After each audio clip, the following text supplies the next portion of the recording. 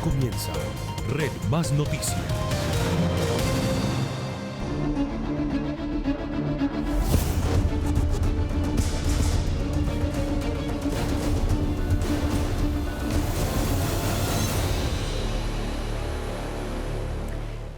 Se torna cada vez más intenso el caso de la desaparición de la psicóloga Adriana Pinzón. Hoy se conoció que Jonathan Torres, su cuñado, fue policía, que además es experto en explosivos y fue francotirador en zonas complejas del país. Jonathan asegura que él no es el responsable de la desaparición de Adriana. Así va este caso. Jonathan Torres Campos tiene 40 años, nació en el Castillo Meta y perteneció a la Policía Nacional. En la institución se especializó en antiexplosivos y se dice que prestó servicio en zonas rojas de orden público. Sobre su aparición en un video donde carga una pesada bolsa de basura y que para la Fiscalía es una de las pruebas reina de su participación en la desaparición de Adriana Pinzón, asegura que lo que cargaba eran almohadas y cobijas para los animales de la veterinaria en la que trabajaba. Ha manifestado a la Fiscalía, más exactamente en la audiencia preliminar de imputación, que es inocente. Torres se mantiene en la versión según la cual fue al apartamento de Adriana el 7 de junio a recogerla para vender su carro y que luego de eso ella tomó un Uber y no volvió a aparecer. Para el abogado, la salud mental de su cliente no es la mejor. Se ha mostrado desesperado en las audiencias y en la policía vio a morir mucha gente, lo que le pudo causar graves traumas. Estamos estableciendo eso porque pues, lo que pueda la defensa y los sujetos procesales intervinientes es el que él es un hombre coherente. Ha trascendido también que no tenía buena relación con el padre de Adriana. Según el abogado, en las audiencias no se ha mencionado nada del supuesto seguro de vida de la profesional. Este 19 de junio será un día definitivo para el futuro del país. Transmisiones Red Más Noticias. Inicio de la jornada electoral, 8 de la mañana. Avances informativos desde las 10:30 de la mañana, cada 30 minutos. Emisión especial a las 12:30 del mediodía. Y desde las 3 de la tarde, el más completo análisis de la contienda. Elecciones 2022 por Red Más Noticias. Elige bien. Elige el mejor análisis. Canales 107, 1007 HD. Por la señal de Claro. Y por supuesto, esta noche hablamos de las elecciones. Ya falta muy poquito para esa hora cero y se instaló la misión de observación internacional para el desarrollo justamente de esa segunda vuelta presidencial. Está conformada por 50 organizaciones y 410 delegados extranjeros. Ante los observadores internacionales, el registrador Alexander Vega aseguró que están dadas todas las garantías logísticas y de transparencia para el desarrollo tranquilo de las elecciones. Es mi deber rechazar cualquier mentira que se diga. Los hechos hablarán ante cualquier desinformación. Por eso ustedes como observadores entregamos los elementos suficientes para que entre el criterio de la observación puedan verificar lo que hemos hecho para garantizar un resultado óptimo como el de la primera vuelta. También respondió a las críticas que ha recibido del candidato Gustavo Petro, que calificó de parcializada a la registraduría. Y quiero informar también a la comunidad internacional la garantía que le hemos dado a ambas campañas y en especial a la oposición, donde han podido nombrar auditores de sistemas que han acompañado a todos los simulacros. Por parte de la campaña del doctor Gustavo Petro, 14 auditores a nivel nacional, 20 en los departamentos para un total de 34 y la campaña de Liga Gobernantes encabeza el ingeniero Rodolfo Hernández, 8 a nivel nacional, a nivel departamental 6 y un total de 14. Dentro de la autoridad electoral se evalúan los escenarios ante los resultados reñidos entre los dos candidatos que vaticinan las encuestas. Una vez terminado el proceso del escrutinio de las mesas, vienen los escrutinios locales o los escrutinios municipales y ahí también las campañas políticas tendrán sus testigos electorales que puedan hacer reclamaciones en la mesa donde ellos crean que de pronto pudo haber algún error. El presidente del Consejo Nacional Electoral explicó que este domingo los candidatos tienen la opción de reconocer o no los resultados del preconteo y solo hasta mediados de la próxima semana se declarará el nuevo presidente de Colombia. Hacemos la instalación de la comisión escrutadora como Consejo Nacional Electoral el día domingo a las 4 de la tarde y la reanudamos el día miércoles a las 9 de la mañana, que a más tardar sería el jueves en las horas de la mañana. Este viernes también fueron presentadas ante el cuerpo diplomático las medidas de seguridad para las elecciones por medio del Plan Ágora y el Plan Democracia, además de las garantías electorales para el próximo domingo 19 de junio. Entre tanto, en Cali, ciudad que tiene las alertas encendidas en materia de orden público, se llevó a cabo un consejo de seguridad con presencia del gobierno nacional para tomar medidas que involucran toda la zona del suroccidente colombiano. El gobierno nacional ha anunciado su respaldo a la seguridad en el Valle del Cauca y el suroccidente colombiano con el fin de garantizar el orden público en la segunda vuelta presidencial. Relacionado con la información de alguna incitación a la violencia hacia finales de la tarde del domingo, dependiendo de los resultados por algunas de las que se han denominado las líneas, está claro que lo que se han desarrollado son dispositivos de monitoreo permanente por parte de nuestra policía para tener grupos de reacción inmediata y evitar que cualquiera de esas acciones que vayan en contra de la ley o la Constitución se materialicen. A nivel departamental se ha dispuesto una bolsa de recompensas hasta de 60 millones de pesos con el fin de identificar y capturar a cualquier persona que planee alterar el orden público. En el Valle del Cauca va a haber más de 6.000 efectivos entre Cali y el resto de los municipios del Valle. Vamos a estar en todos los puestos electorales, los entes de control, las veedurías ciudadanas. Y lo que quiero garantizar es que no vamos a permitir un solo bloqueo más en el Valle del Cauca ni hechos de vandalismo. Para eso estamos todos unidos. 5.500 policías aproximadamente seremos los encargados de garantizar la seguridad el día domingo en el proceso electoral para presidente de la República. Un dispositivo amplio donde cubrimos todos los 300 puestos de votación que tiene el área metropolitana de Cali. Las autoridades han indicado que tanto Cali como el resto del Valle del Cauca están blindados para garantizar el bienestar de la ciudadanía durante este fin de semana.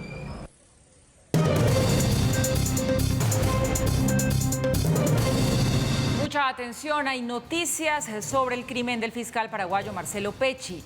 Fueron condenados a 23 años de prisión los 4 sicarios que habían sido capturados por este asesinato. Paula Granados, buenas noches. ¿Es esta la sentencia entonces de la justicia? 23 años de cárcel, repetimos. Detalles de la audiencia de imputación de cargos, la escuchamos. Hola Paula, muy buenas noches. Sí, 23 años y 6 meses la condena que se le da a estas 4 personas que pues tienen que ver con el asesinato del fiscal Marcelo Pecci, quien recordemos el pasado 10 de mayo, cuando pasaba su luna de miel con su esposa en la isla de Barú, pues fue asesinado por unas personas y otras que fueron cómplices. Pues así las cosas, el juez avala esa aceptación de cargos el pasado 6 de junio de las siguientes personas: Wendre Steele Scott, Eiberson Zabaleta, Marisol Londoño y Cristian Monsalve. Inicialmente, Paula, hay que decir que la condena de estas personas era de 47 años. Sin embargo, ellos cuando aceptan los cargos de haber participado en el asesinato del fiscal Pecci, pues se les reduce la pena a 23 años y 6 meses. También hay que tener en cuenta que Francisco Correa, quien fue la persona que financió este homicidio y pues fue el articulador de todo esto y quien no aceptó cargos, pues sigue en el proceso. Hay una 6ª persona y es Gabriel Salinas, quien es la persona que habría conducido la moto acuática y quien llevó a los asesinos.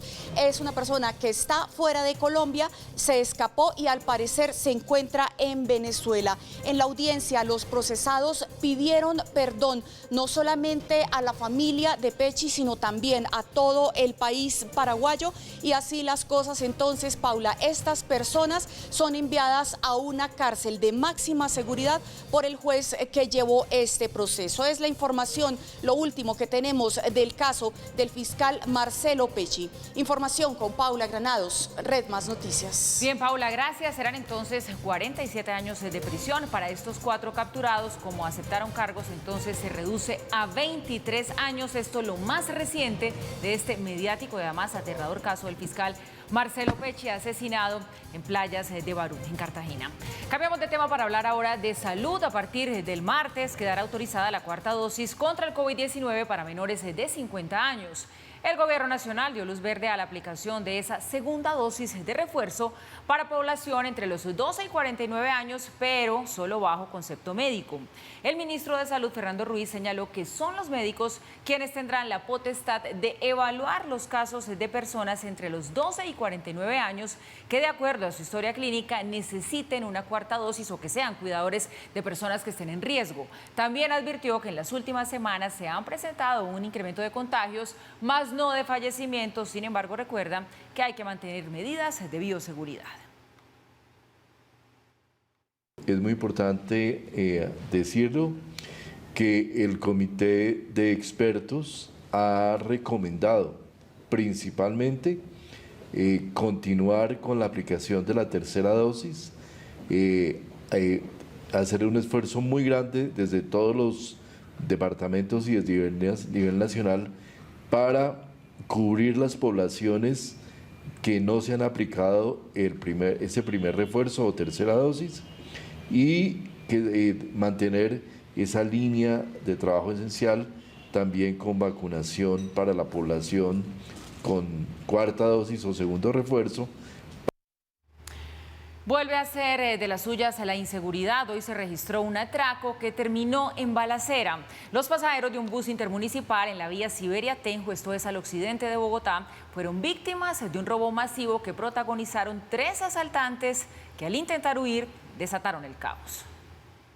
Fueron más de 30 pasajeros que vivieron momentos de terror cuando en el bus en el que se dirigían al municipio de Tenjo fueron golpeados y amenazados por 3 asaltantes, quienes con armas de fuego les robaron sus pertenencias, entre ellas celulares, dinero y maletines.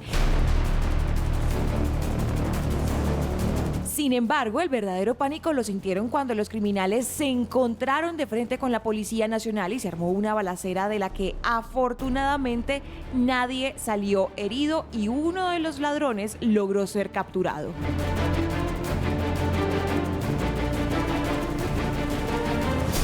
El secretario de Gobierno de Tenjo, Daniel Cárdenas Linares, se pronunció respecto al atraco.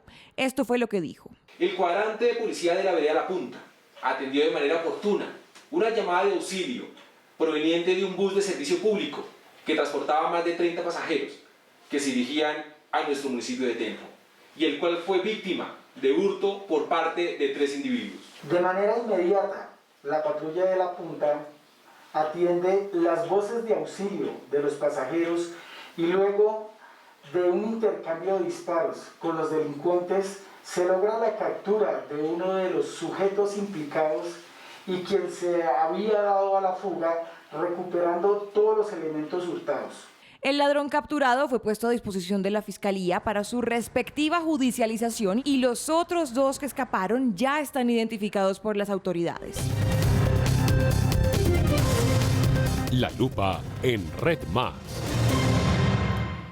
Nuestra lupa se posa hoy en el ranking de las 100 marcas más valiosas del mundo que dio a conocer la firma Kantar, aquellas cuyo precio sumado equivale al 9% del PIB mundial.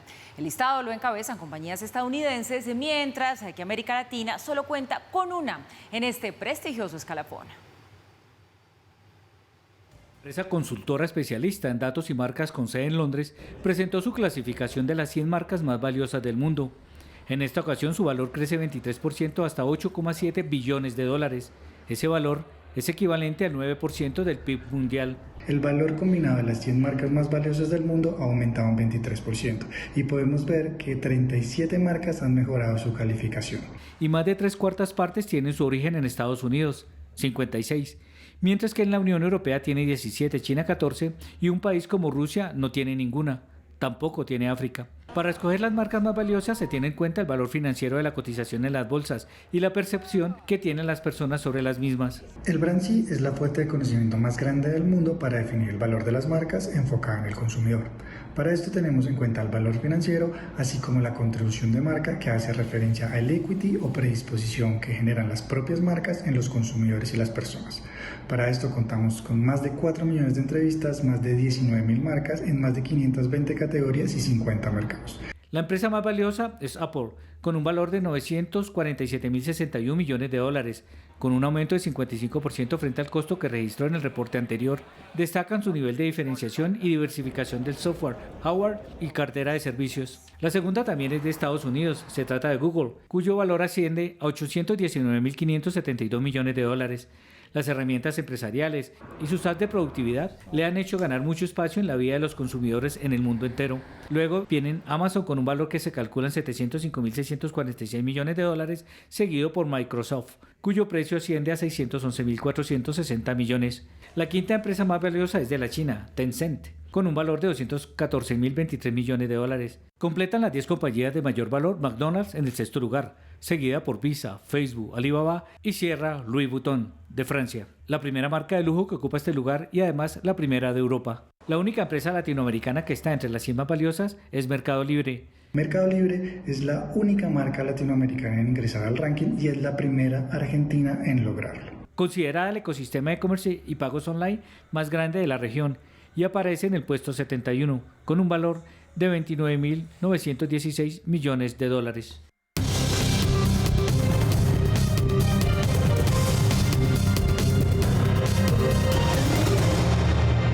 Buenas noches. Nuevo impulso para Ucrania tras el espaldarazo de la Comisión Europea sobre su candidatura a la Unión Europea. Aunque es un proceso que puede durar años, es un apoyo que también puede acelerar esta decisión, previamente respaldada, recordemos, ayer por Alemania, Francia e Italia.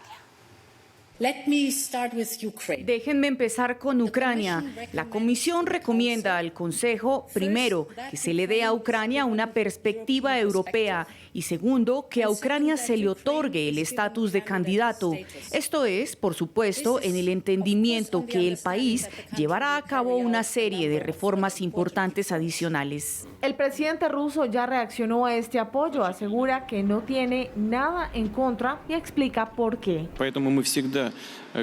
La Unión Europea no es una alianza militar, a diferencia de la OTAN. Por eso siempre hemos dicho, y lo he dicho, nuestra posición aquí es contundente y clara. No tenemos nada en contra. Es una decisión soberana de cualquier país unirse o no a una alianza económica, y depende de esa alianza económica aceptar nuevos estados miembros o no.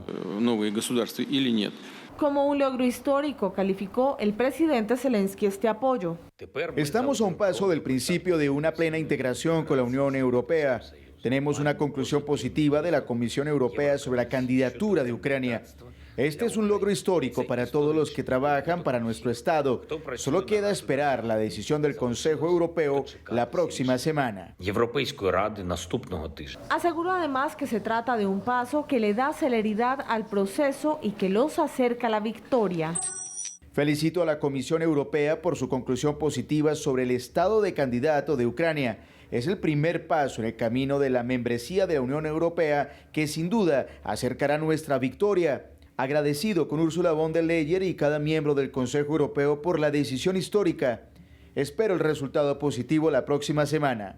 El primer ministro británico Boris Johnson se reunió una vez más con el presidente Zelensky desde el inicio de la guerra. Desde Kiev, Johnson ofreció lanzar un programa de formación de las fuerzas ucranianas que podría fortalecer hasta 10.000 soldados cada 120 días. Entre tanto, Estados Unidos confirmó la desaparición de un tercer ciudadano en Ucrania. El llamado del gobierno una vez más ha sido a evitar estos viajes. Me han informado, no sabemos dónde están. Es por eso que reitero que los estadounidenses no deberían ir a Ucrania ahora. Lo diré de nuevo, los estadounidenses no deben ir ahora a Ucrania. No deben ir. Los líderes de los 27 estados miembros de la Unión Europea se van a reunir la otra semana en una cumbre donde debatirán el dictamen de la Comisión. Así todas las naciones coincidan, se trata de un proceso de adhesión al bloque que podría llegar a tomarse hasta 5 años en caso de llevarse a cabo.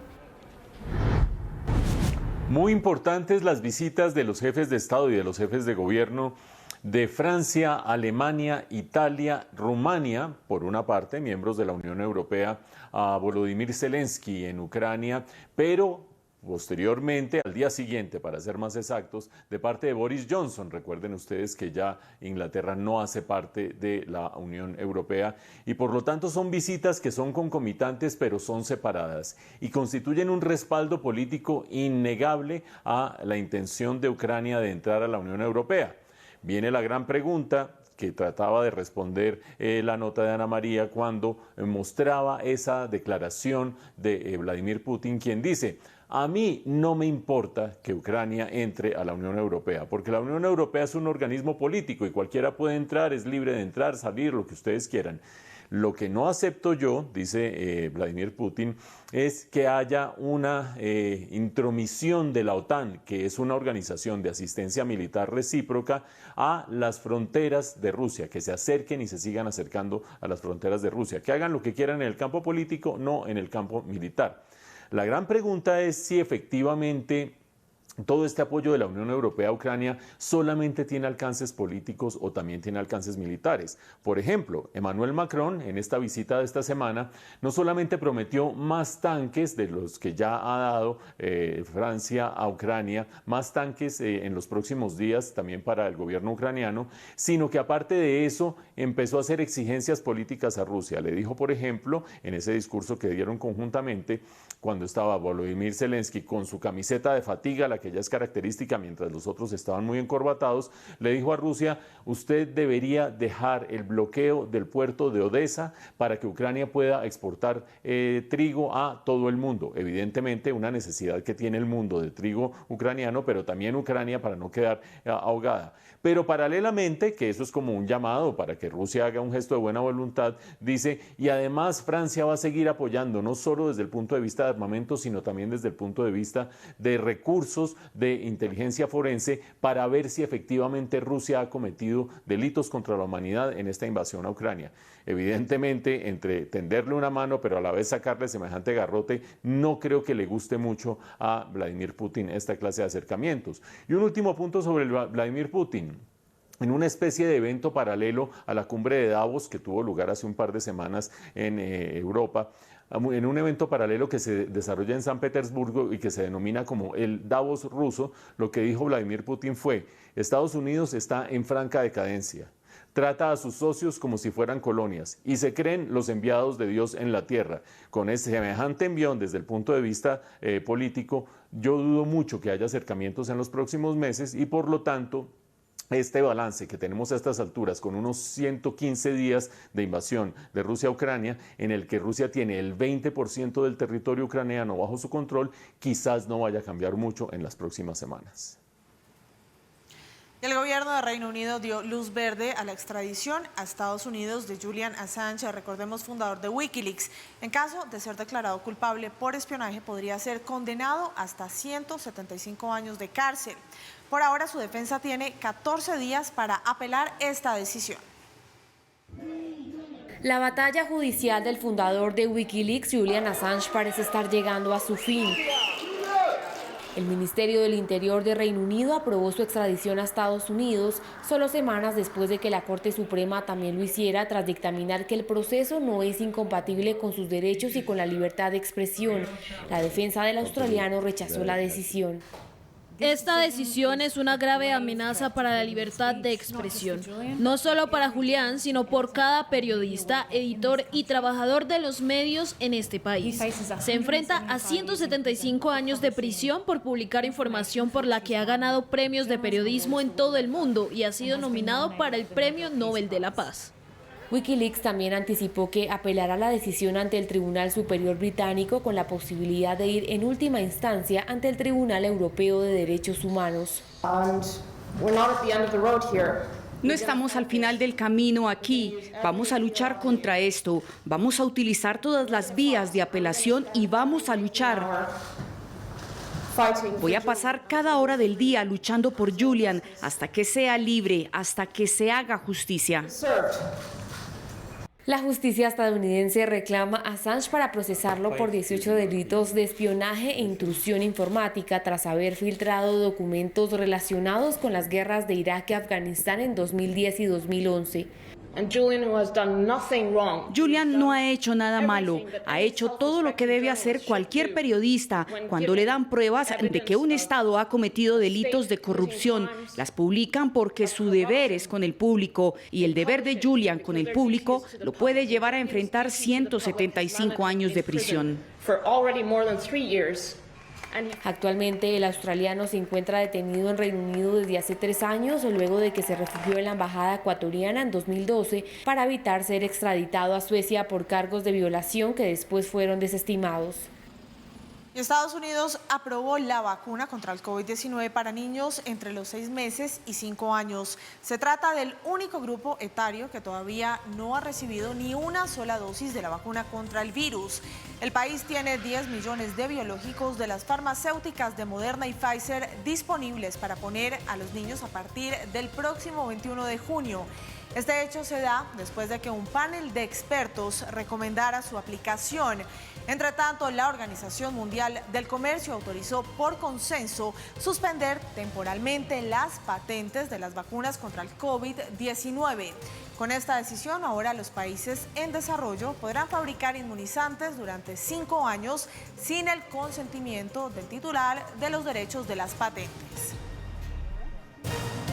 Y la policía de Brasil confirmó que los restos hallados en la selva amazónica son del periodista británico Dom Phillips, quien había desaparecido, recordemos, el pasado 5 de junio junto al experto indígena Bruno Pereira, también asesinado.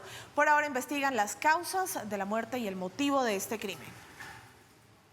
Los restos de uno de los 2 cuerpos encontrados en la remota selva amazónica de Brasil son los del periodista británico Dom Phillips. Así lo confirmó un examen dental forense realizado por el Instituto Nacional de Criminalística, que ahora trabaja para identificar cuál fue la causa de la muerte, así como los restos del experto indígena brasileño Bruno Pereira.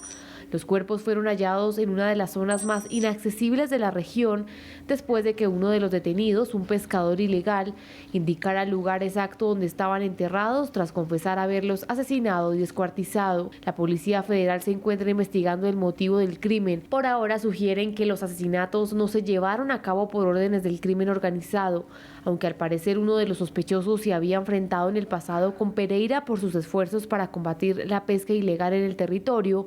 El grupo indígena local Unibaja, que ayudó en la búsqueda, aseguró que había informado a la Policía Federal en numerosas ocasiones desde finales de 2021 que un grupo del crimen organizado operaba en el Valle de Jabarí, lugar donde ambos desaparecieron el pasado 5 de junio y que es conocido por albergar la mayor concentración de pueblos indígenas aislados y ser una de las principales rutas de circulación de la cocaína que llega desde Perú.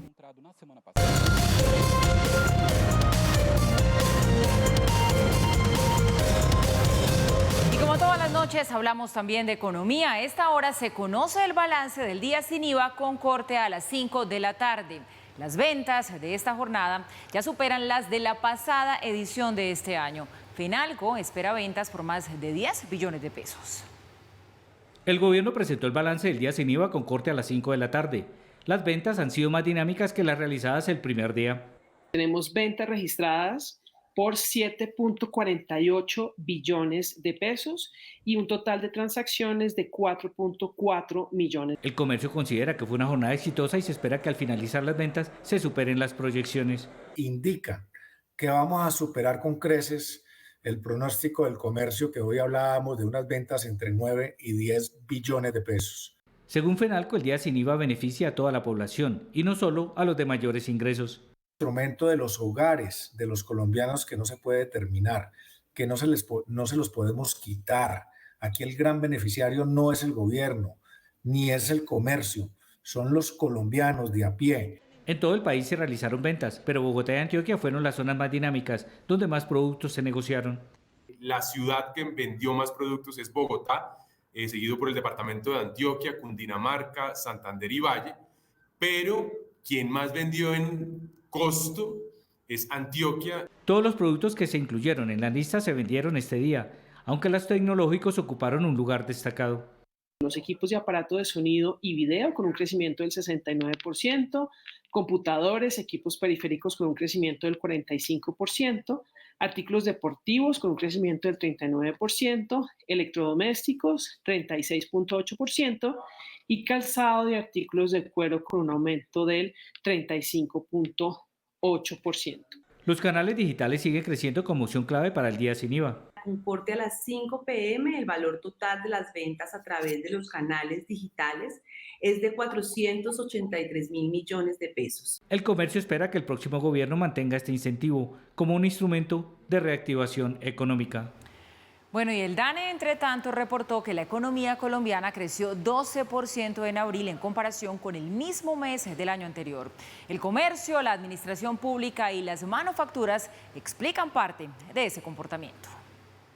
El DANE presentó el indicador de seguimiento a la economía que superó los pronósticos para el mes de abril. La actividad económica aproximada a través del indicador de seguimiento a la economía tuvo un crecimiento anual por encima de las expectativas de los analistas, en este caso del 12%, cuando comparamos el valor agregado generado en la economía colombiana en abril de 2022 con aquel generado en abril de 2021. Los datos muestran que 3 actividades, comercio, la administración pública y las manufacturas, explican 2/3 partes de este crecimiento.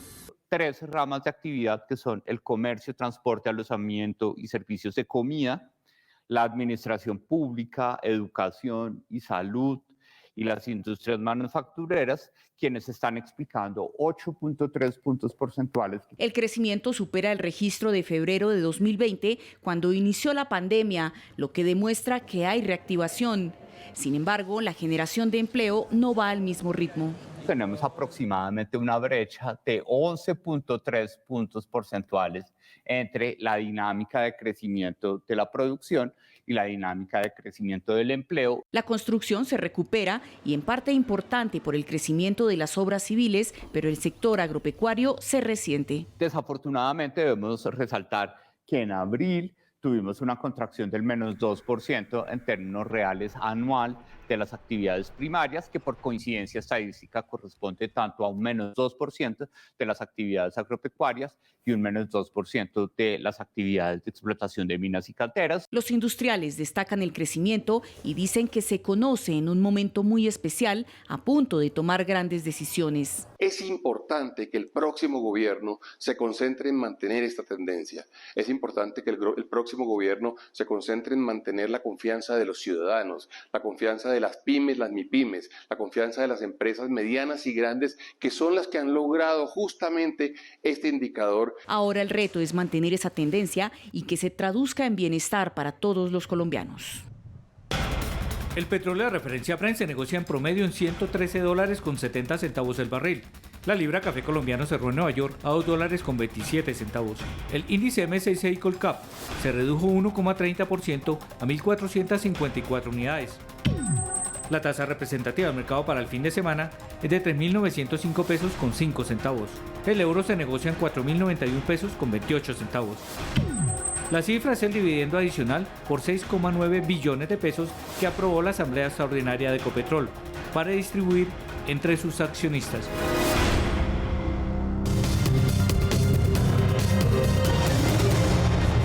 Comienza nuestra segunda hora de información y la noticia está con las actividades de los candidatos a la presidencia en el último día de sus campañas antes de la jornada electoral definitiva que será este domingo 19 de junio. Empezamos en Bucaramanga con la agenda de Rodolfo Hernández. Cintia Pineda, la saludamos. Buenas noches. ¿Qué dijo el candidato que, por cierto, estuvo hoy muy activo en Twitter? Paula y televidentes, buenas noches. Sí, pese a que mantuvo una agenda privada aquí en Bucaramanga, el candidato Rodolfo Hernández estuvo interactuando a través de sus redes sociales. Una de ellas fue Twitter. Desde allí respondió a esos cuestionamientos que se le hicieron por haber asistido a una fiesta en un yate en Estados Unidos el año pasado. También se conoció un comunicado que emitió la farmacéutica Pfizer en la que desmiente a que algunos de sus directivos haya participado de este encuentro, que haya financiado esta fiesta. Y también desde la campaña ya han dicho que tienen indicios de quién sería la persona que habría difundido este video y esta versión que para ellos dicen es falsa. Pues hoy también se ha conocido cuál va a ser esa agenda del candidato presidencial el próximo domingo 19 de junio. Él va a estar votando, como ya lo habíamos dicho, sobre el mediodía y enseguida se va a ir para su casa y va a esperar los resultados en compañía de su familia. Ellos han dicho que no van a hacer ningún evento grande ni ninguna celebración en dado caso de que gane la presidencia de Colombia. Veamos el informe. Rodolfo Hernández le salió al paso a las críticas por haber asistido hace más de 8 meses a una fiesta en un yate en Estados Unidos. ¿Les parece mal que yo esté de vacaciones en Miami en 2021? Pero no les parece mal que Petro se emborrache y con tremenda borrachera se suba a las tarimas a hablarle a los electores. Ni los petrovideos, el pacto de la picota y la estrategia criminal están desesperados. En un comunicado, la farmacéutica Pfizer desmintió que alguno de sus funcionarios hubiese asistido a esta fiesta. Pfizer rechaza enfáticamente la afirmación que el señor Christopher Arillán, country manager de Pfizer para el clúster andino, estuviera en esa misma fecha, el pasado 9 de octubre de 2021, en un yate en Miami con el candidato presidencial Rodolfo Hernández o en alguna otra ocasión. El señor Arillán no lo conoce, nunca se ha reunido ni ha hablado con él. Desde la campaña del ingeniero aseguraron que quien habría difundido los videos y esa versión habría sido Luis de la Hoz, quien apoyaba a Hernández y ahora supuestamente estaría en el pacto histórico. Este viernes también se conoció cuál será la agenda del candidato para este domingo. Saldrá a votar sobre el mediodía y estará en Bucaramanga. Luego de conocer los resultados de la jornada electoral, daré mis declaraciones desde mi casa, en compañía de mi familia. No gastaremos plata en espectáculos, siguiendo la austeridad que ha caracterizado mi campaña y que hoy se necesita. Es la misma que necesita el país. A pocas horas de las votaciones también se conoció cuál sería la estrategia con los empresarios en un eventual gobierno del ingeniero. Así lo reveló The Washington Post. Este comité, integrado según Germán Calle por 9 representantes elegidos por los gremios principales del país y liderado por un coordinador, tendrá funciones de asesoría en un eventual gobierno de Hernández. Pese a que el candidato mantuvo una agenda privada, este viernes su mamá Cecilia Suárez organizó una celebración religiosa para encomendar las elecciones. Bueno, pese a que quedan menos de 48 horas para que se abran las urnas, lo que nos han dicho desde la campaña de Rodolfo Hernández es que va a mantener esa agenda privada. Solo tiene un evento programado para mañana que es con las juventudes de su partido, la Liga de Gobernantes Anticorrupción, y que al parecer se va a conectar virtualmente. Lo que también podemos decirles es que ya han estado empezando a llegar diferentes medios, no solo nacionales, sino también internacionales, a cubrir entonces lo que será la espera de resultados del candidato Rodolfo Hernández aquí en Bucaramanga, Santander. Es por ahora toda la información. Cintia Pineda, Red Más Noticias. Cintia, gracias. Buenas noches para usted. Y miramos ahora cómo ha sido la jornada de cierre de Gustavo Petro. Karina Soler, déjeme preguntarle si va a aceptar o no el candidato del Pacto Histórico los resultados. Una pregunta que le hago porque, bueno, él habló una vez más de este asunto hoy. ¿Qué dijo? Buenas noches. Así es, Paula y televidentes, estos últimos días de campaña han estado marcados por un rifirrafe entre el registrador Alex Vega y el candidato Gustavo Petro. Y hoy no fue la excepción cuando dio una entrevista al medio radial La W con Julio Sánchez Cristos, y al ser cuestionado sobre el software y la legitimidad de las elecciones contestó: ellos quieren que yo diga acepto, no, yo voy a mirar. El problema no está tanto en las mesas donde hay testigos que tienen que tomar la foto del formulario E14, sino el problema para el candidato está en donde no tiene testigos el pacto histórico. Pero veamos qué hizo el candidato durante este día.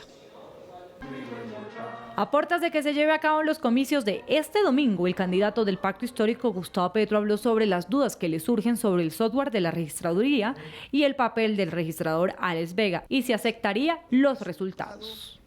Por eso yo no puedo, ellos quieren que yo diga no, que acepto, no, yo voy a mirar.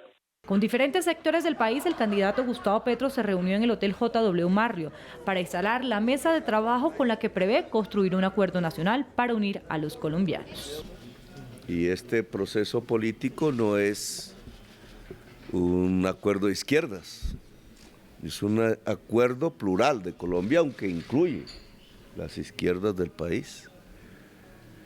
Aquí usted ve gente conservadora, aquí ve usted gente liberal, aquí ve gente más profesional que política, aquí usted ve diversidades étnicas y regionales.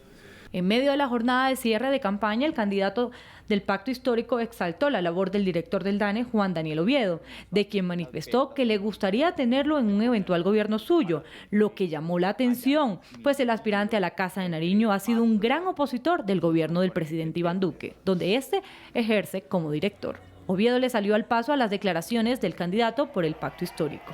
Esas declaraciones del candidato Gustavo Petro se dan en el marco del proceso electoral que está desarrollando el país, y en ese momento pues mi responsabilidad como servidor público y en ese caso como cabeza del sector de información y estadística pues es garantizar que esos principios oficiales de las estadísticas oficiales y de la práctica estadística, como son la neutralidad y la independencia técnica, pues me llevan a alejarme completamente de emitir cualquier opinión acerca de esos comentarios hasta cuando no se cierre pues este proceso electoral que está viviendo el país. Muchas gracias.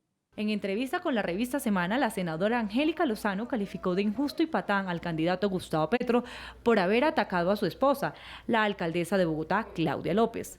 Ante la pregunta de por qué esta respaldó la candidatura de Petro, pese a los constantes cuestionamientos del aspirante a su partido y a la mandataria de la capital, Lozano respondió: Un patán, además de patán, un injusto contra nuestro gobierno de Bogotá y nuestro liderazgo, un injusto. En contraste, Rodolfo nos respeta, reconoce nuestra valía y proceso, lo ve con buenos ojos, mira los dilemas o las paradojas de la política. Tengo buena relación con uno y mala con otro, pero opté por el de la mala relación. Se esperaba que el candidato llegara a Cali a las 6 de la tarde, pero hace pocos minutos canceló. El día de mañana estará en la Sierra Nevada de Santa Marta, donde hará conocer los proyectos que tiene para este sector, y el domingo votará a las 10 de la mañana. Regresamos a estudio con más información. Así se cerraron las campañas cuando estamos a apenas ya horas. Por supuesto, falta un poco más de un día, pero ya se pueden contar las horas una a una para que se abran las urnas en el territorio nacional. Y se cierran en medio de señalamientos, de críticas, de apelativos de un lado para otro. El uno le dice al otro que si estuvo en un yate financiado o en reuniones con laboratorios farmacéuticos internacionales. El otro le dice al uno que se atreva a firmar una carta en la que diga que va a reconocer los resultados. Y creo que en medio de tantas críticas y tantas cosas que van y vienen, la preocupación mayor de la gente sigue siendo si los resultados van a ser reconocidos por el que salga derrotado en estas elecciones. Y ahí nos tenemos que remitir a lo que ha dicho una vez el día de ayer, otra vez el día de hoy y así durante varios días anteriores Gustavo Petro, cuando ha dicho que él a priori no garantiza que vaya a aceptar los resultados de la registraduría, sino que tiene que ver primero si esos números coinciden o no coinciden con los que sus testigos electorales le van a dar. Y en concreto Gustavo Petro señala algo y es el software no el de Indra, que es el más cuestionado y el más comentado por parte de todos, que es el de la empresa española, sino el software de Disproel, que es un software distinto, un software de una empresa colombiana. Y lo que dice Gustavo Petro es: el Consejo de Estado le dio una instrucción a la registraduría de que tuviera su software propio y la registraduría no tuvo su software propio, terminó alquilándolo. Y además la rama judicial le ha dicho a la registraduría tiene que hacerle una auditoría internacional y no se hizo la tal auditoría internacional. Lo que la registraduría ha dicho es tenemos auditorías internas que auditan este software. ¿Dónde radica el quid del asunto? Acuérdense ustedes, hay 3 formularios C14, que son los formularios con los cuales se consolidan los resultados que se han registrado en una mesa. Esas copias de los formularios C14, una se termina escaneando y subiendo y es la que primero se publica en las páginas de la registraduría. Otra es la que sirve para el preconteo. Acuérdense ustedes, el preconteo es el que conocemos en las primeras horas, no tiene carácter vinculante, no tiene valor jurídico al final, es apenas indicativo, pero es con lo que nos guiamos todos. Y la tercera copia, que es clave, es la que va al triclave, que es la que finalmente es escrutada. Esa es la que nos va a garantizar que, independientemente de si el software de Disproel o el software de Indra o el que ustedes quieran termina fallando o termina teniendo cuestionamientos, la última copia del formulario E14 es la que consolida todos los resultados. Por lo tanto, más vale que tengamos ojo avisor, todos, absolutamente todos, no solo el pacto histórico, pero sobre todo, más vale que la registraduría no vaya a fallar en ninguno de sus pasos para que no haya lugar a dudas y después cuestionamientos y después vaya usted a saber qué clase de disputas. Uno de los capítulos de corrupción más sonados en Colombia vuelve a ser noticia. El periódico El Colombiano reveló una lista contable de los hermanos Nule, condenados por corrupción, en la que aparece el nombre de Verónica Alcocer, la esposa de Gustavo Petro, y las iniciales GP. Esto es lo que ha dado a conocer el medio. El diario El Colombiano reveló unos supuestos giros millonarios que hace varios años le hicieron los primos Nule al candidato Gustavo Petro y su esposa. Cuando los responsables del cartel de la contratación, Miguel, Manuel y Guido Nule, fueron capturados y procesados por corrupción, hubo otro escándalo por movimientos de dinero a diferentes personalidades y sectores. Así lo afirma El Colombiano. Entre los papeles que recogió y reveló entre 2010 y 2021 el entonces liquidador del grupo Nule, Pablo Muñoz, estaba un listado de pagos que se habían hecho desde esas empresas a diversas personas por varios montos y conceptos. Luego El Colombiano publicó un listado donde aparece un apoyo a la consulta del Polo Democrático. Esto cuando Petro era integrante de ese partido. Dicha consulta del Polo Democrático, recuerda el medio de comunicación, ocurrió en 2009, cuando Petro le ganó a Carlos Gaviria. Según El Colombiano, esta identificación sería la de Gustavo Petro. Asimismo, sorprende esta otra imagen de la lista de pagos de los Nule, pero esta vez por 6 millones de pesos a Verónica Alcocer.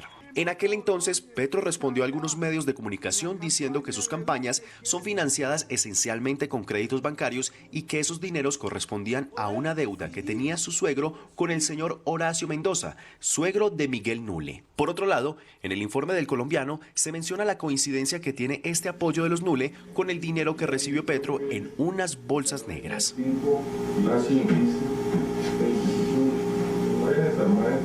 Curiosamente, la suma que revela El Colombiano coincide con la plata que recibió el hoy candidato presidencial, según este video denunciado en noviembre de 2018. Finalmente, el medio de comunicación también reveló correos entre Miguel Nule y Carlos Ramírez Gómez, contratista en negocios de los Nule, con fechas de septiembre, octubre y noviembre de 2009. Allí se estaría hablando del respaldo a Gustavo Petro. Esto manifiestan. 100% de acuerdo, hay que ayudarle duro. Un abrazo. Como todos saben, la Corte Suprema de Justicia decidió no abrir investigación penal contra Gustavo Petro por las denuncias del video recibiendo una gruesa suma de dinero. El tribunal concluyó que después de una investigación preliminar se logró determinar que estos hechos ocurrieron en octubre de 2005 y por ello prescribió la acción penal. Y a puertas de la hora cero para las elecciones se instaló la misión de observación internacional para el desarrollo de la segunda vuelta presidencial. Está conformada por 50 organizaciones y 410 delegados extranjeros. Ante los observadores internacionales, el registrador Alexander Vega aseguró que están dadas todas las garantías logísticas y de transparencia para el desarrollo tranquilo de las elecciones. Es mi deber rechazar cualquier mentira que se diga. Los hechos hablarán ante cualquier desinformación. Por eso ustedes como observadores entregamos los elementos suficientes para que entre el criterio de la observación puedan verificar lo que hemos hecho para garantizar un resultado óptimo como el de la primera vuelta. También respondió a las críticas que ha recibido del candidato Gustavo Petro, que calificó de parcializada a la registraduría. Y quiero informar también a la comunidad internacional la garantía que le hemos dado a ambas campañas y en especial a la oposición, donde han podido nombrar auditores de sistemas que han acompañado a todos los simulacros. Por parte de la campaña del doctor Gustavo Petro, 14 auditores a nivel nacional, 20 en los departamentos para un total de 34, y la campaña de Liga Gobernantes encabeza el ingeniero Rodolfo Hernández, 8 a nivel nacional, a nivel departamental 6 y un total de 14. Dentro de la autoridad electoral se evalúan los escenarios ante los resultados reñidos entre los dos candidatos que vaticinan las encuestas. Una vez terminado el proceso del escrutinio de las mesas, vienen los escrutinios locales o los escrutinios municipales, y ahí también las campañas políticas tendrán sus testigos electorales que puedan hacer reclamaciones en la mesa donde ellos crean que de pronto pudo haber algún error. El presidente del Consejo Nacional Electoral explicó que este domingo los candidatos tienen la opción de reconocer o no los resultados del preconteo y solo hasta mediados de la próxima semana se declarará el nuevo presidente de Colombia. Hacemos la instalación de la comisión escrutadora como Consejo Nacional Electoral el día domingo a las 4 de la tarde y la reanudamos el día miércoles a las 9 de la mañana, que a más tardar sería el jueves en las horas de la mañana. Este viernes también fueron presentadas ante el cuerpo diplomático las medidas de seguridad para las elecciones por medio del Plan Ágora y el Plan Democracia, además de las garantías electorales para el próximo domingo 19 de junio. Mañana vence el plazo para la inscripción de testigos electorales. Les contamos cómo van las cuentas hasta ahora. Sin embargo, en las últimas horas ha generado molestia que los puntos donde van a ejercer su derecho al voto sean diferentes a donde van a estar como testigos.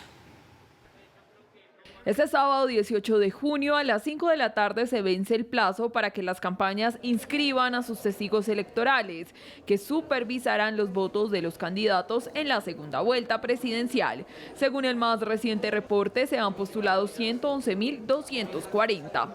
Del Pacto Histórico, 64.317. De la Liga de Gobernantes Anticorrupción, 46.923. Sin embargo, en las últimas horas ha generado molestia que los puntos donde van a ejercer su derecho al voto sean diferentes a donde estarán como testigos.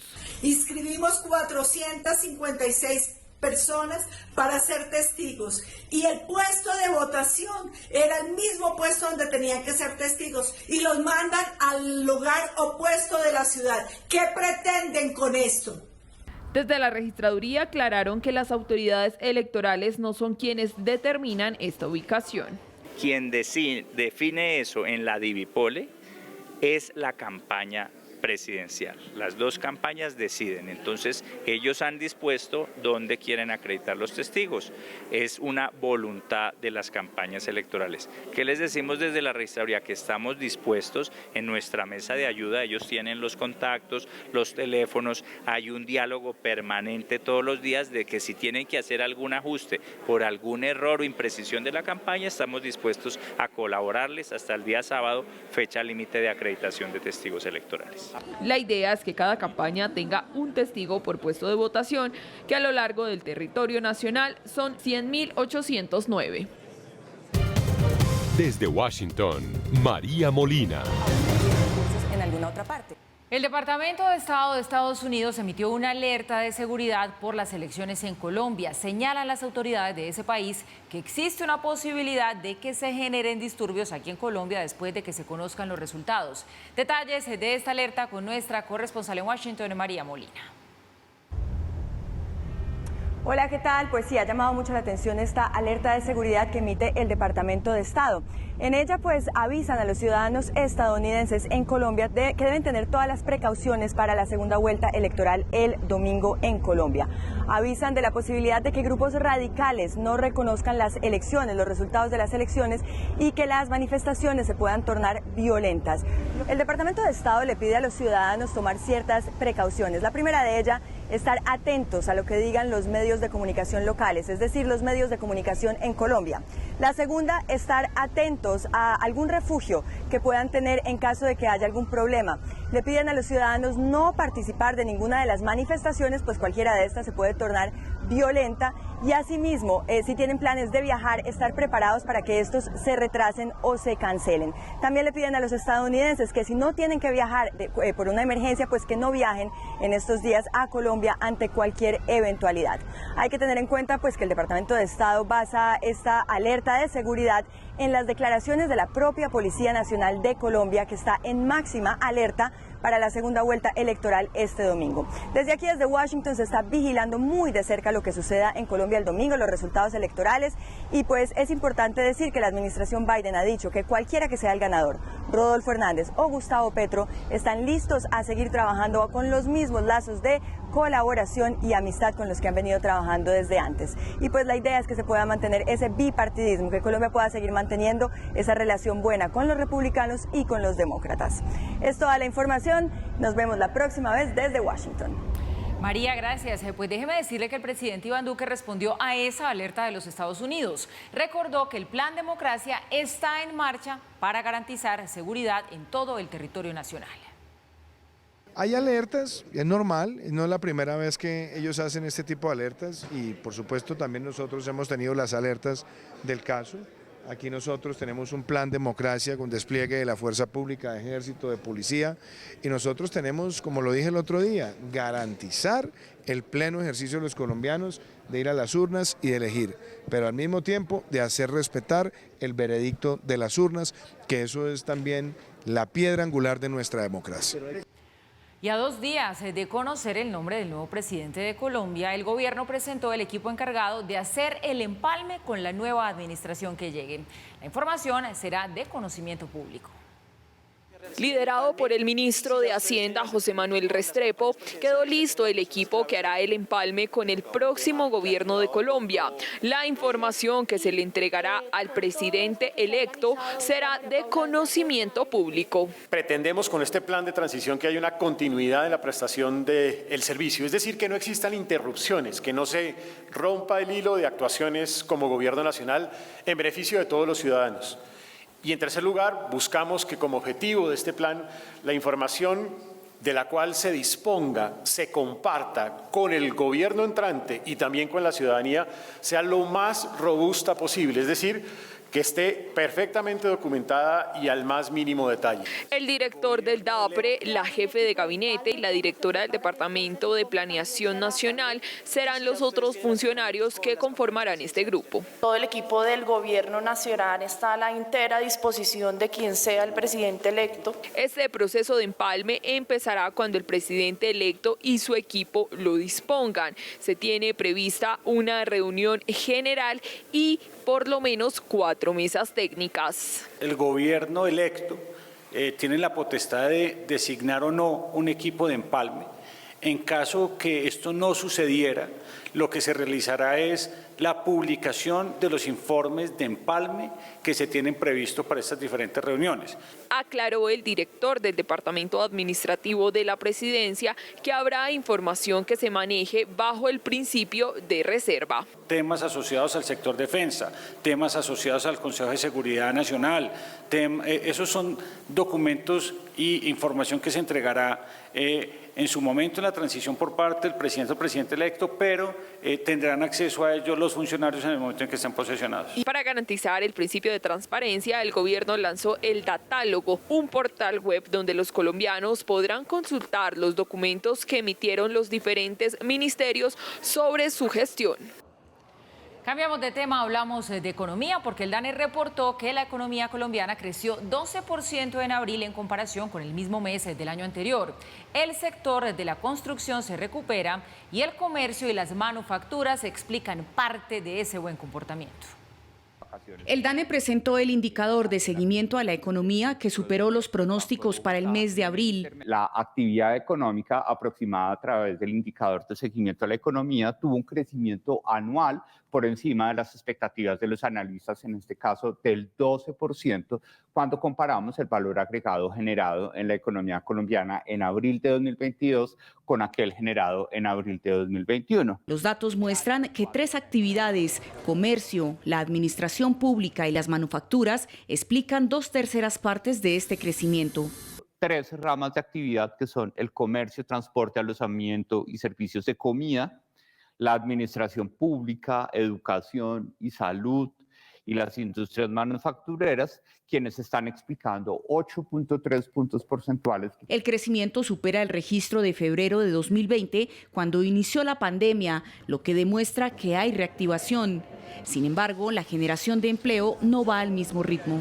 Tenemos aproximadamente una brecha de 11.3 puntos porcentuales entre la dinámica de crecimiento de la producción y la dinámica de crecimiento del empleo. La construcción se recupera y en parte importante por el crecimiento de las obras civiles, pero el sector agropecuario se resiente. Desafortunadamente debemos resaltar que en abril tuvimos una contracción del menos 2% en términos reales anual de las actividades primarias, que por coincidencia estadística corresponde tanto a un menos 2% de las actividades agropecuarias y un menos 2% de las actividades de explotación de minas y canteras. Los industriales destacan el crecimiento y dicen que se conoce en un momento muy especial, a punto de tomar grandes decisiones. Es importante que el próximo gobierno se concentre en mantener esta tendencia. Es importante que el próximo gobierno se concentre en mantener la confianza de los ciudadanos, la confianza de las pymes, las MIPYMES, la confianza de las empresas medianas y grandes, que son las que han logrado justamente este indicador. Ahora el reto es mantener esa tendencia y que se traduzca en bienestar para todos los colombianos. Felipe Martínez Moreno, joven de 21 años, está desaparecido. Viste pantalón negro, chaqueta gris y tenis blancos. Tienen ustedes la imagen de Felipe allí en pantalla. La última comunicación que se realizó con él fue el 16 de junio al mediodía, cuando se encontraba en la Universidad EAN de Bogotá. Cualquier información, comunicarse con los teléfonos 320-211-1460, 313-889-2169, 312-466-6730, 314-4702-419 y 300-551-1048.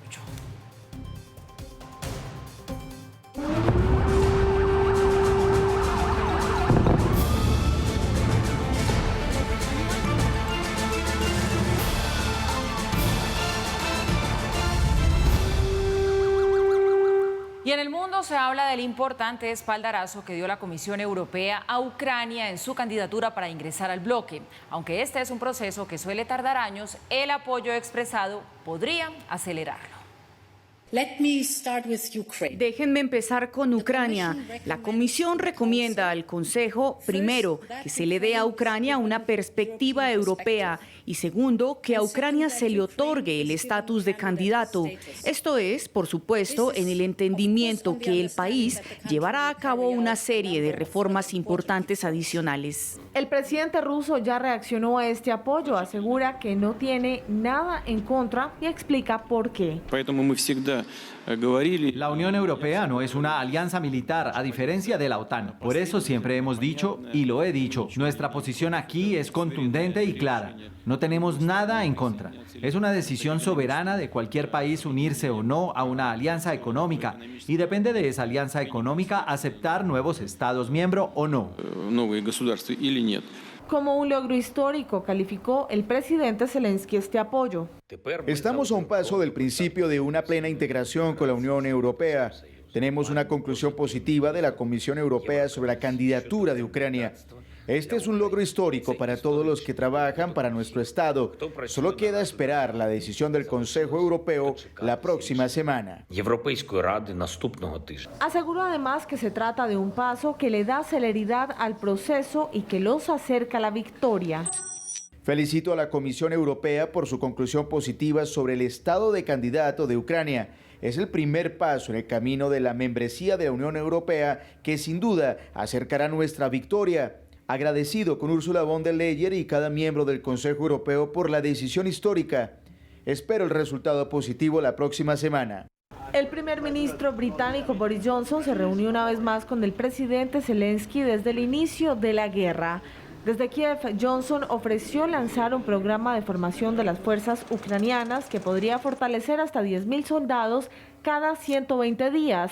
Entre tanto, Estados Unidos confirmó la desaparición de un tercer ciudadano en Ucrania. El llamado del gobierno una vez más ha sido a evitar estos viajes. Me han informado, no sabemos dónde están. Es por eso que reitero que los estadounidenses no deberían ir a Ucrania ahora. Lo diré de nuevo, los estadounidenses no deben ir ahora a Ucrania. No deben ir. Los líderes de los 27 Estados miembros de la Unión Europea se van a reunir la otra semana en una cumbre donde debatirán el dictamen de la Comisión. Así todas las naciones coincidan, se trata de un proceso de adhesión al bloque que podría llegar a tomarse hasta 5 años en caso de llevarse a cabo. Y la otra noticia también muy grande e importante que se genera en el plano internacional. El gobierno de Reino Unido dio luz verde a la extradición hacia los Estados Unidos del fundador de Wikileaks. Estamos hablando de Julian Assange. De ser declarado culpable por espionaje, podría ser condenado hasta 175 años de prisión. Ahora, la defensa de Assange tendrá 14 días para apelar la decisión.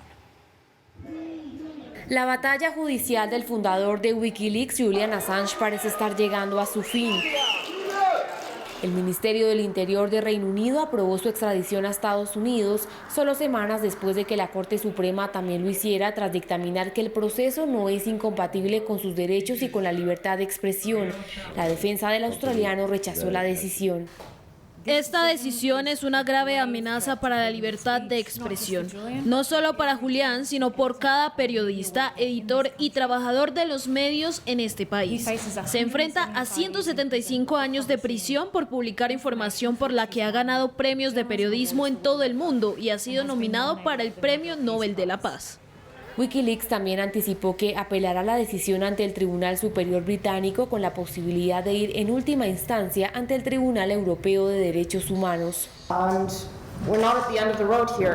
No estamos al final del camino aquí. Vamos a luchar contra esto. Vamos a utilizar todas las vías de apelación y vamos a luchar.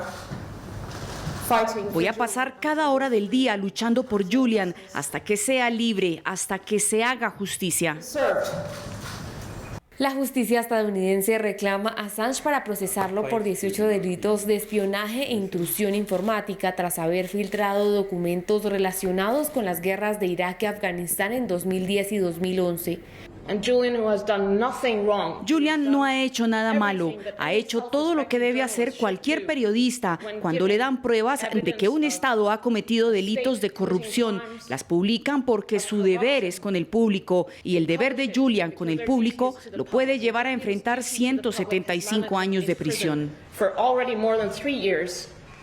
Actualmente el australiano se encuentra detenido en Reino Unido desde hace 3 años, luego de que se refugió en la embajada ecuatoriana en 2012 para evitar ser extraditado a Suecia por cargos de violación que después fueron desestimados. ¿Finalmente será extraditado a Estados Unidos Julian Assange? ¿Sí o no? Mientras se acaba de definir si sí o si no, hay apenas 2 semanas para que haya una apelación de parte de la defensa de Julian Assange a esta decisión del gobierno británico de aceptar la sugerencia de un juez de que sí se ha extraditado a Estados Unidos. Mientras eso sucede, retumba una pregunta que es la que ha estado rondando todo el mundo en los últimos años, y es si Julian Assange es un héroe o es un villano. Desde la perspectiva de quienes defienden la libertad de expresión a ultranza absoluta, es un héroe que ha podido revelar los secretos más recónditos de la guerra de Afganistán, de la guerra de Irak, de los abusos de parte del ejército de Estados Unidos, de las triquiñuelas y los vericuetos a través de los cuales el poder ejerció toda su capacidad en esas guerras. Desde el punto de vista de quienes dicen hay secretos de Estado que no se deberían revelar. Hay secretos militares que constituyen un inmenso riesgo para la seguridad nacional de Estados Unidos al ser revelados. Lo que haría Julian Assange sería sencillamente espionaje. Recuerden ustedes lo que nos ha dicho la nota. Si llega a ser extraditado a Estados Unidos, lo esperan 18 cargos relacionados principalmente con espionaje, justamente. Y esos 18 cargos, en caso de ser encontrado que es culpable de esos 18 cargos, podría tener una condena de hasta 175 años, que evidentemente no es pagable por nadie, lo que significaría que terminaría tras las rejas su vida, lo que le queda de su vida. De hecho, digo que lo que le queda de su vida porque los últimos años ha estado permanentemente escondiéndose, refugiándose, tratando de evitar que la justicia de Estados Unidos lo encuentre. Recuerden ustedes los hechos. Por allá hasta el año 2008, Wikileaks, el sitio fundado por Julian Assange, dirigido por él, era un sitio oscuro en el que se publicaban algunas cosas que algunas generaban algún interés, documentos periodísticos, algunos de ellos unos verdaderos ladrillos, y en 2008 y hasta 2010 empieza esa publicación masiva de documentos relacionados con las guerras en Afganistán y en Irak. Más de 500.000 de documentos revelados, todos ellos documentos secretos clasificados por parte de las autoridades de Estados Unidos, revelados a través de Wikileaks. Y en esos documentos había desde evidencia de directamente acciones incruentas de parte de crueles de parte de las fuerzas militares de los Estados Unidos, hasta secretos de cómo se violaban ciertas normas para poder alcanzar ciertos objetivos. Fueron publicados masivamente por la prensa de todo el mundo y a partir de ahí vino el calvario para Julian Assange, o algunos dirán vino la fuga de Julian Assange. Primero, como nos lo decía Ana en la nota, terminó refugiado en la Embajada de Ecuador en Londres para evitar las acciones de parte de quienes lo estaban buscando. Después, cuando subió al poder en Ecuador Lenín Moreno dijo no, nada de tenerlo aquí en la Embajada de Ecuador, se va inmediatamente, y terminó yendo a una cárcel. Y desde esa cárcel en el Reino Unido, desde esa cárcel en Inglaterra, es que termina teniendo esta defensa y este proceso que finalmente un juez termina diciendo sí puede ser extraditado a Estados Unidos. Siempre y cuando, ¿qué suceda? Siempre y cuando le garanticen un juicio justo, le garanticen un trato humanitario y le garanticen que no va a tener pena de muerte. Ahora vendrán esos 15 días críticos en los que su defensa podrá apelar esta decisión e incluso podrá ir a autoridades supranacionales en el Tribunal Europeo de Derechos Humanos. ¿Será que estamos llegando al final de este capítulo de la novela de Julian Assange para iniciar el capítulo en Estados Unidos, o será que habrá otra vuelta más de la justicia que demorará más este proceso? Habrá que ver. Este 19 de junio será un día definitivo para el futuro del país. Transmisiones Red Más Noticias. Inicio de la jornada electoral, 8 de la mañana. Avances informativos desde las 10:30 de la mañana, cada 30 minutos. Emisión especial a las 12:30 del mediodía. Y desde las 3 de la tarde, el más completo análisis de la contienda. Elecciones 2022 por Red Más Noticias. Elige bien. Elige el mejor análisis. Canales 107, 1007 HD. Por la señal de Claro.